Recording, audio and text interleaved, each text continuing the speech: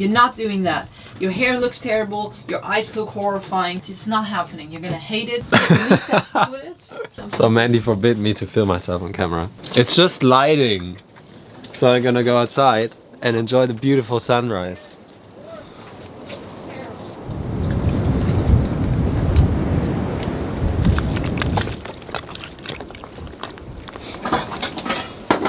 What's going on this morning? Trying to start normal life again on a boat, which is really not that easy. We're used to different life now. Plus, we have no routine. We just do stuff all day. So we have to get back into that. So a few months back we stocked up with water and we got 8-liter bottles of normal regular water and it tasted horrible. 3 days ago. Yeah, we bought new. It turns out to be exactly the same. And it sounds really bad because the water here that comes from the taps, even with like double filters, it tastes really bad. Like there's so much chloride in it, you can't get it out. And I know this sounds terrible. I have very little side effects of my pregnancy, but this water makes me nauseous when I drink it. It's stupid, I know, but I can't change it. Thank God we stocked up more. We have 60 liters now. Hello sailors, my name is Mandy and this is Alex, and we are currently on Lanzarote, where we have been cruising around for a while now. This week we will show you the beautiful marsh-like nature of this volcanic island and take you surfing on the popular Famara beach. Boat life on the Canary Islands is different than in the Med or Caribbean. Last year in the Med we were used to hopping from bay to bay and dropping anchor in one of the countless bays the Med has to offer. Here on the Canary Islands, we have quite a different situation. There are only a few islands in this archipelago. The islands are bigger, the distance between them also, and anchorages are open to the Atlantic swell and the amount of safe anchorages is limited. Usually, sailors come to these islands because it is part of the Atlantic leg and they leave rather quickly, basically just waiting for the favorable trade winds. So traditionally, this is not a live-aboard sailor's destination. It is a pit stop to prepare the boat for the big crossing and do the big provisioning. But due to Corona, this set of islands turns out to be our cruising ground for much longer than anticipated. It is a beautiful and special place though, and we are excited to show you around the islands. Subscribe and join us every Saturday.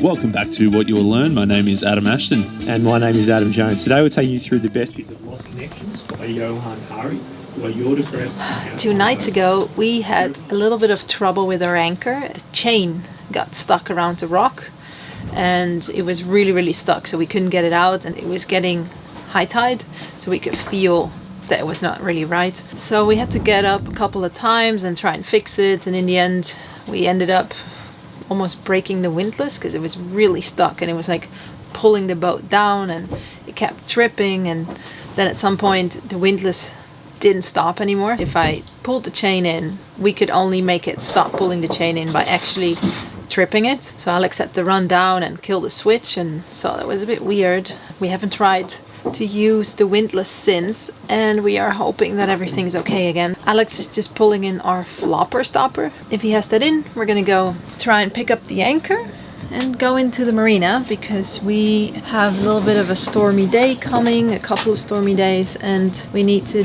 do some video editing, and we've tried that here, but it's been very stormy. How's it going? Fine. Yeah?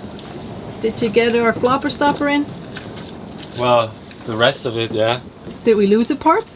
No, but it didn't do anything. It was just twirled up in itself. Because it did feel like it was doing anything. As soon as you took it out, we started moving more, so still Well, feels then like imagine how it works when it's actually working. it would work really good then, huh? Yeah. Yeah, so this is our so-called flopper stopper. It's a big drogue. Put a piece of old anchor on it. Oh. Good luck. Well, good luck to you. I'm really scared we're stuck again. It's fine.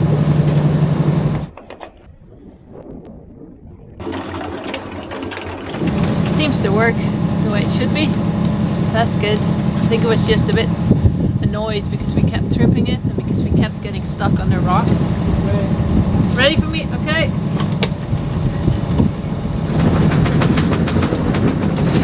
noticed that here on the islands, a lot of the anchorages are really... You have to want me to go backwards? Okay. A lot of the anchorages are really, really rocky, and often there's like a plateau of rock, and then there's a tiny bit of sand, and that's it. So our anchorage is lying around, and it's really noisy at night because it just scrapes it all the time. But I hope it scraped off. Forward? Yeah. I hope it scraped off all the rust.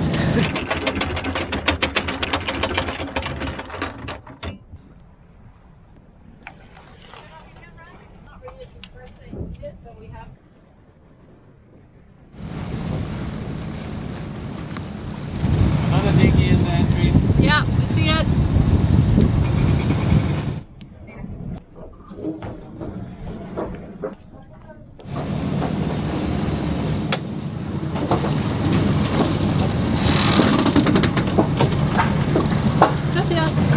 So we made it.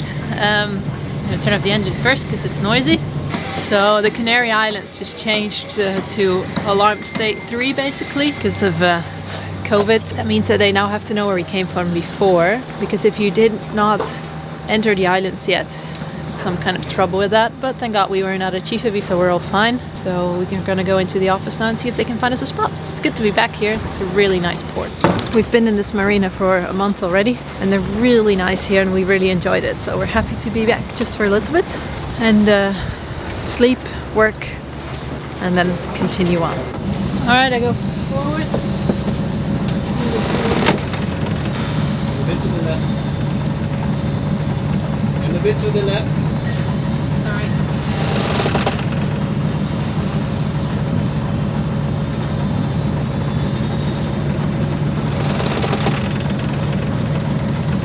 Very nice.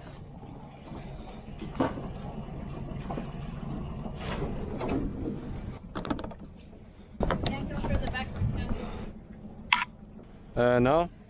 You want to? No, because then I turn off the engine. Yeah, you can. Yeah?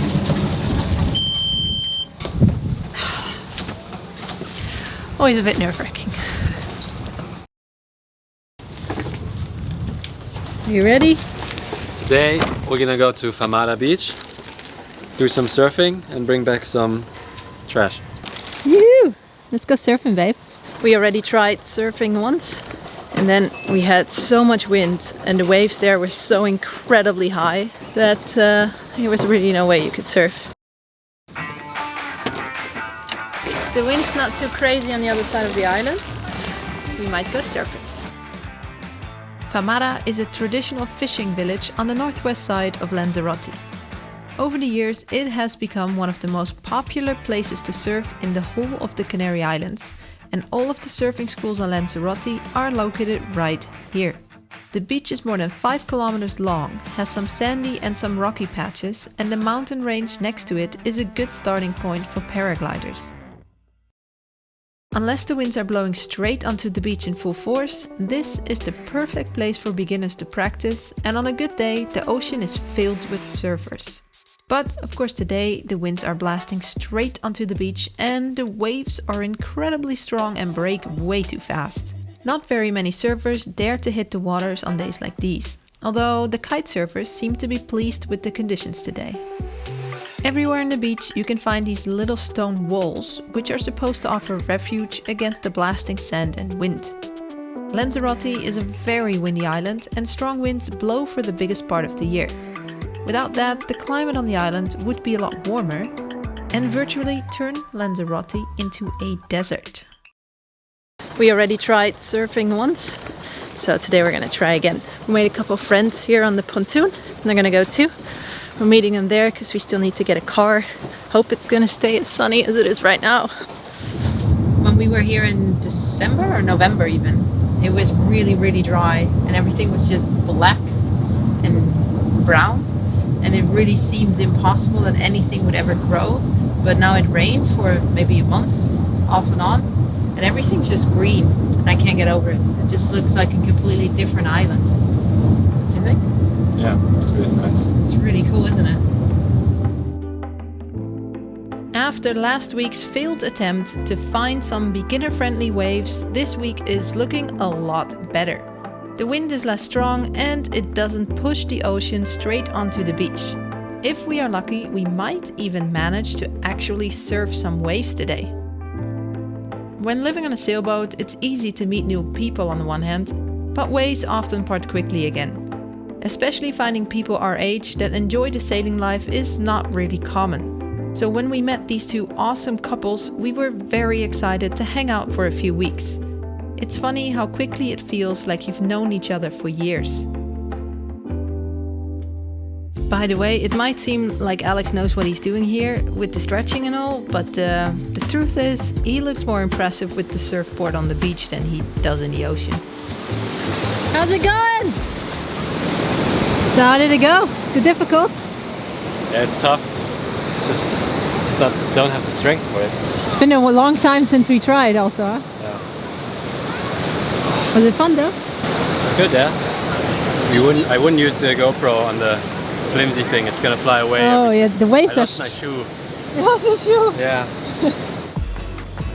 I, on the other hand, was very impressive, as you can see. I mean, look how smooth I get off again. Soon, I'll be ready to leave the shallow waters.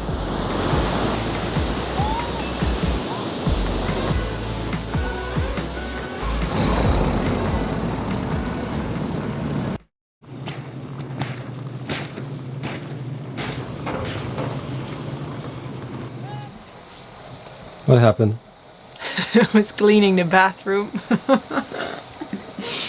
And you know, all these boats have so many hoses, you know? And the hoses are kept in place with these hose clamps or something. And the ends are rather sharp. So I was cleaning behind the toilet, which was highly necessary. And we were talking about a new med kit. And I was just talking to Alex about it. If we do longer crossings, we should get better things to deal with bad burns, because that's likely to happen. Maybe we should have added bad cuts to the list, because I have never cut myself this deep. You can see here where it started, right? So I cut from here all the way to there, about 0.5 centimeter, so the whole... Very happy that you didn't hit your joints, you know, your thumb joints. And I can't get it back together good. I think we need glue to stitch it, but we don't have stitching glue. And it's not going well in the hospitals here at the moment. We've heard stories of neighbors that had way worse things than this, and they did not get help in the hospital. I guess we're just gonna put some stuff on it and a band-aid and hope it heals not too ugly. Well, I'm gonna go and ask for maybe somebody stuff. has some glue. I'm sure. Yay for cleaning today. We just asked our neighbors, some really nice French people, if they have something like a glue, but they gave us these strips here that you can put over the wound from left to right to keep it together. So we're gonna try that out. What's happening now? That's really alright. It's just that we don't really have experience with this, so we didn't know exactly what would be smart. We have this disinfectant stuff, and I thought I wouldn't be able to put it under those strips, but we called a friend and she used to be a nurse, and she said, no, that's fine, just put it under it, then put the strips over and let it dry a bit, and then maybe just put a band-aid over it loosely. Check tomorrow evening, and then you can probably take it off and it'll be fine. So it looks a bit nasty now, but it's good. So I think you're gonna have to finish cleaning the bathroom. So it's the next day, and my strips that were supposed to keep my wound together were kind of coming off, so I had to put some extra band-aids on it, and I could feel that it was bleeding all the time a bit. I'm also really afraid that the band-aid is completely stuck on my wound, because that's what it feels like. Ow! Now that hurts? Oh, it didn't hurt until now, but it's stuck on my skin. Oh, it's pulling. Oh, it's bleeding. You got it. No, but I want to... so impatient. No, I'm not. I just want to clean it and put a new band-aid and stuff on it. So I cleaned it, let it dry a bit, and now I'm going to put a new strip on it in that direction. Now I should just keep it together. If I'm careful, I can live without a band-aid for like a few hours, and then I only band-aid it at night so it can dry.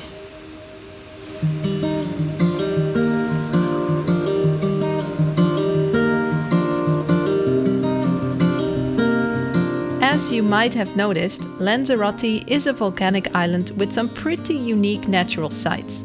And we will be taking you to one of Lanzarote's highlights today. Thank you. Gracias. Oh, I remember this, I've been here. Really? Yeah, Well, when you were 2 years old, exactly. and you remember it. Of course I do. You have the best memory. I know. This place is called Cueva de los Verdes. It is one of many caves in a 6-kilometer long lava tube that was created about 3,000 years ago. Hola, buenas tardes. ¿Puedes visitar la parte de atrás? Sí. La zona de la finalización y luego continuar por esa zona, ¿vale? Vale, okay. Muchas gracias. What did you say? Well, first we go look over there. And if we've seen that, we can go sit over here. When we visited the cave, pretty much in the middle of a lockdown, there were virtually no tourists on the island, which gave the whole experience a bit of an eerie feeling, especially when walking along the little lake, which is filled with tiny albino crabs. These kind of crabs live in underground caves and have no eyes since they never see daylight. The cafe that is built on the rocky terrace gives a beautiful view onto the lake, and on a busy day the voices of chatting people will echo through. But today it is very silent and it feels like even a whisper would disturb the crabs.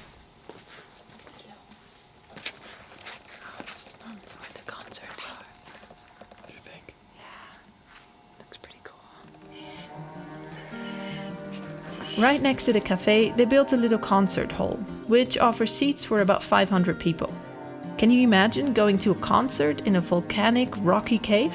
That must be quite a cool experience. Excuse me. Yes. Is this one taken? In any case, the cave is a pretty impressive place and worth a visit when you're on the island.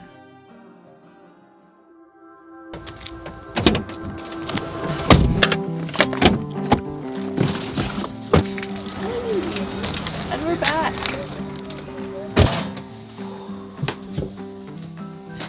I think we deserve this. After a hard day of exploring, I made you apple crumble. Any good? Sweet enough? Yeah. Oh, we're leaving! Next week, we finally leave Lanzarote and sail to Fuerteventura. We might even make it all the way to Gran Canaria. Subscribe and see you next week. Bye!